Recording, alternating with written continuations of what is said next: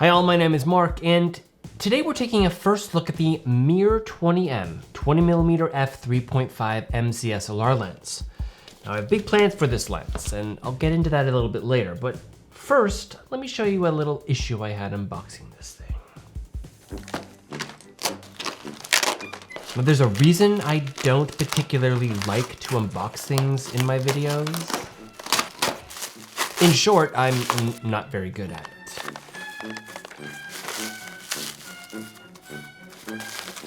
And in my attempt to look suave and slick, I failed miserably.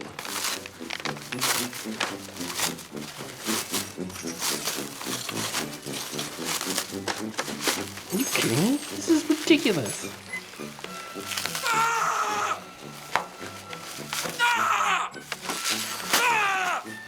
In all my lens purchases over the years, this is easily the most meticulously packed lens I've ever opened. Which I can appreciate, I guess. Less for the unboxing and more for protecting the sweet, sweet lens inside from shipping mishaps. So this is the MIR 20mm f3.5 MC wide-angle SLR lens that was produced between 1973 to 1996. This is actually the multi-coated version, marked here with the MC tag. Now, there's also a non-multi-coated version of this lens that predates this one. Now, it's a Soviet lens based loosely on the Carl Zeiss Flektagon 20mm optical formula. 9 elements in 8 groups. Now, I have to hand it to the Soviets. They did a brilliant job of repackaging items in their own image, and it's not just lenses. It's no coincidence the American B-29 and Soviet Tupolev Tu-4 strategic bombers look almost identical. Now, this is the widest rectilinear Soviet lens available, with 96-degree diagonal field of view on a full-frame sensor or 35mm film. For those of you who don't know, a rectilinear lens is a photographic lens that produces images with little to no barrel or pincushion distortion. Emphasis on little. It's almost impossible to eliminate all lens distortions, especially in ultra wides.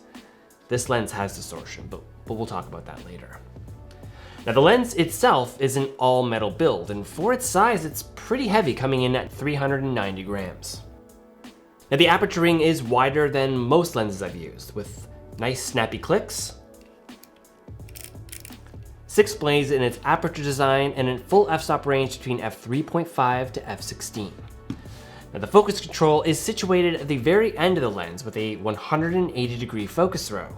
This lens in particular has a fairly stiff focus, which, combined with the M42 screw mount, sometimes has issue unscrewing my adapter when focusing towards minimum. Now, one thing I love about this lens right at the gate is the close minimum focusing distance at 0.18 meters or 18 centimeters. Now, the most noticeable feature about this lens is its giant convex front element, which pops way out. And in its current form, there's no way to mount any type of filters on the front of it. So if you're using this lens for video without built-in NDs on your camera, it's going to be a bit of a limitation to consider. Now, from what I've seen, there is good color and contrast straight out of the camera. And I mentioned before, I do love that 18 centimeter minimum focusing distance, which can give you some nice up-close details on your subject, but also leaves room in the negative part of the frame to direct the eye. Plus, it's a great way to maximize bokeh. Yes, you can get some decent bokeh with this lens. Now, being a 20mm and having that 96-degree field of view, that's a lot of frame to render corner-to-corner sharpness, which, from what I've seen this lens, it isn't great at.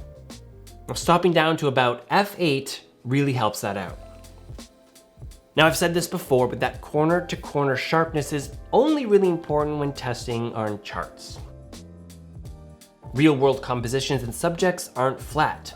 They've got depth and dimension, and that kind of renders that absolute need for corner-to-corner sharpness a bit redundant.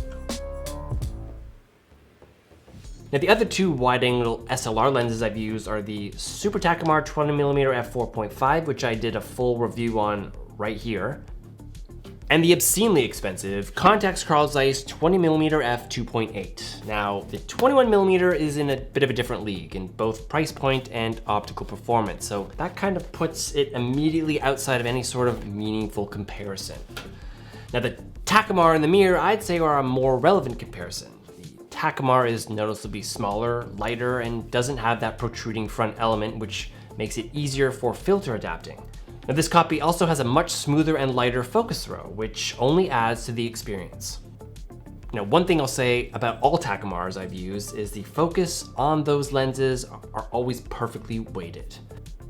Now, the MIR, on the other hand, has a closer minimum focusing distance, is a faster aperture, and is heavier than the Takumar.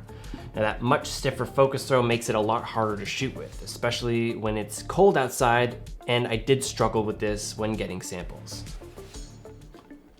So ultra-wide lenses almost all suffer from distortion, and I was surprised to see that the MIR had much more barrel distortion at the edges than the Takumar does at the same focusing distance. Now, they can both be found for relatively the same price, and I think that puts them each as a possible recommendation for a vintage wide-angle lens option on either full-frame or APS-C/Super 35mm camera sensors. Now, I'd be lying if I said that this is an easy lens to use.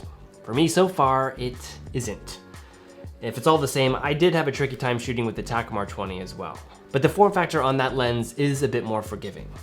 Now, my biggest issue I had shooting with this lens really is the stiff focus throw.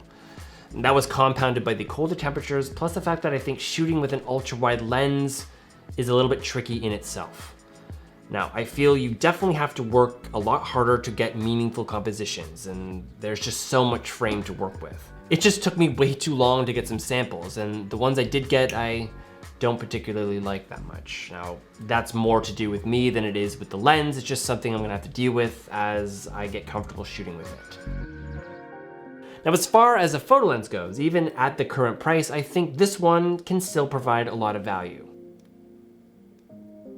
Now, as a video lens, I think that front protruding element is a real problem for those needing neutral density filters who have cameras that don't have built-in NDs. And the focus weight on this lens in particular is a little too heavy to make manual focusing as smooth as I'd like it to be, especially with a non-locking mount like the M42 mount, which just unscrews every time I focus towards the minimum. That was so annoying.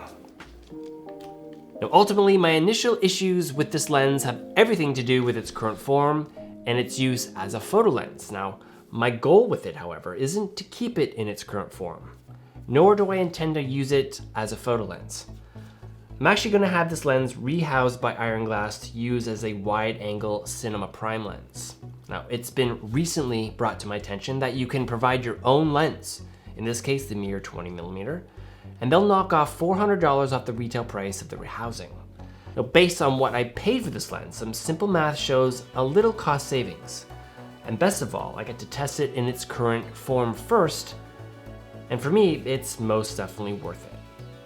Now, Ironglass will be able to correct the focus throw issue and protruding front element with the rehousing, so I'm excited to see how this lens comes back. Alright guys, well that's it for this video. I hope you enjoyed it. I've got to get back to my very busy week. Early days on a new series, and as much as I love to talk about lenses, duty calls. Thanks all for watching, and I'll see you next time. Speaking of rehoused lenses, the Ironglass Vintage Lens for Video giveaway, I drew the name the other night. And the winner is Andrew John in the UK. This thing is crossing the pond. Congratulations, Andrew. This is going to blow your mind, but it will most likely also get you to spend a bit more money because you're probably gonna want one or two other ones to go with this one. Yeah, I've got to find a box for this thing, and I also have to find some plastic wrap. Miles and miles of plastic wrap. No, I'm not gonna use plastic wrap. It's environmentally terrible. It's just a waste. It's not gonna use plastic wrap. I'll find something else to pack it with. Some toilet paper. That's a good one, actually. Just pack it in with toilet paper. Then you can use it afterwards. You got toilet paper, you got a lens. Those are two things. Two things we all need.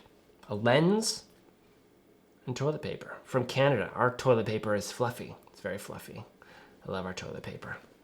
It's really fluffy. All right, we're done. Room tone.